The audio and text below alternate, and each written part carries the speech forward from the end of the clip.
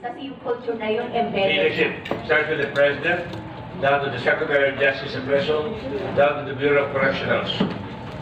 Dapat talaga, any mistake, bayad sila. They have to know that they would have to answer for any matter that ako mamamatay ng tao, I take it personal. Pinapatay mo tao ko, ito araw sa logo po. Pag may nanakawan, I take it personal, that's the face of logo po. I saw that with Mayor Zamora yesterday in San Juan. Hindi pwede si San Juan yung ganyan, na yung mga gwardiya nagwawala, kaya palitan natin lahat yan. That's the way it should be done.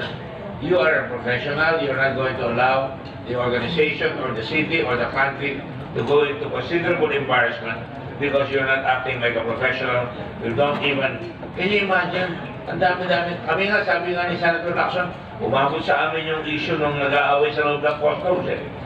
Kaya sinabi sa kanya, sa customs pinatay. Kung hindi sa presyo may pinatay. Dapat tingnan nyo rin yan. Di ba?